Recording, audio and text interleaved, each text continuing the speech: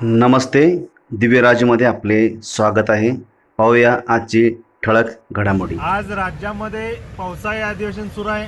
या पावसाळी अधिवेशनाच्या पार्श्वभूमीवरती जत तालुक्यातील प्रमुख प्रलंबित प्रश्नाकडे राज्य शासनाचं लक्ष वेधण्यासाठी घंटानाद आंदोलन जत प्रशासकीय भवन समोर सुरू आहे. या तालुक्यातील प्रामुख्यानं या तालुक्याचं विभाजन झालं पाहिजे.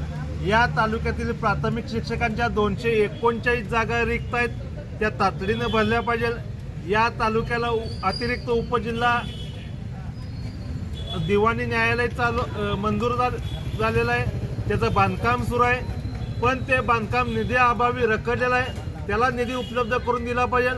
दुष्काळी तालुक्यातील शेतकऱ्यांना वीज कनेक्शन देणं बंद केलेलं आहे, पण या तालुक्यातील दुष्काळी परिस्थितीचा विचार करून सौर ऊर्जेवरती शेतीपंप पाणी उपसा होत नाही.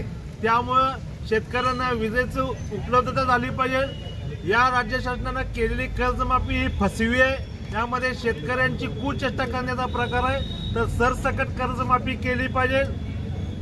या तालुक्यामध्ये ग्रामीण उपजिल्हा रुग्णालय ची इमारत कोट्यावधी रुपये खर्चून मंजूर आहे. त्याच पद्धतीनं मुचंडी असेल, कुंभारी असेल, जाटरवड या ठिकाणी प्राथमिक आरोग्य केंद्राच्या सुद्धा इमारती कोट्यावधी रुपये खर्च करून धुळकट पडलेले आहेत. तर या ठिकाणी पदनिर्मिती करून 100% अधिकारी आणि कर्मचाऱ्यांची पदनिर्मिती करून आरोग्य सेवा सुरळीत आणि सक्षमपणे चालू करावी. सुसज्ज बस स्थानक करावं. शेतकऱ्यांचे ज्या योजनेतून लाभ घेतलेल्या शेतकऱ्यांचा अनुदान प्रलंबित आहे, ते अनुदान तातडीनं द्यावं. महिषा योजनेचं कार्यालयाची महिषा योजनेचं विभागीय कार्यालय जतला करण्याची घोषणा गेल्या महिन्यात केली. 1 जूनपासून कार्यालय सुरू करण्याची घोषणा केली. त्या संबंधाने परिपत्रक काढलं, पण प्रत्यक्षात कारभार मात्र अजून सांगलीतून चालू आहे. तर शेतकऱ्यांच्या सोयीसाठी ते महिषाचं योजनेचं कार्यालय सक्षमपणे जतमध्ये चालू झालं पाहिजे. या प्रमुख मागण्या राज्य सरकारनं तातडीनं हे सोडून करावे. त्याच पद्धतीनं संघ अप्पर तहसीलदार कार्यालय 67 गाव आहेत.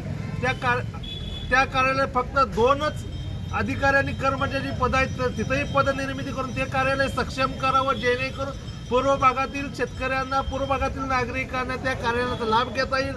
त्याच पद्धतीनं ज्या ठिकाणी उपविभागीय पोलीस अधिकारी आहेत, त्या प्रत्येक ठिकाणी स्वतंत्र वाहतूक शाखा आहे. पण एकमेव या जिल्ह्यातील जत हे एकमेव आहे जिथं उपविभागीय पोलीस अधिकारी कार्यालय असताना सुद्धा वाहतूक शाखा केलेली नाही. त्याच पद्धतीने जत हा क्षेत्रफळानं मोठा जिल्हा तालुका आहे आणि या तालुक्यामध्ये 2 पोलीस ठाणे आहेत, एक जत आणि उमदी. तिथंही अधिकारी आणि कर्मचाऱ्यांचा तुटवडा आहे.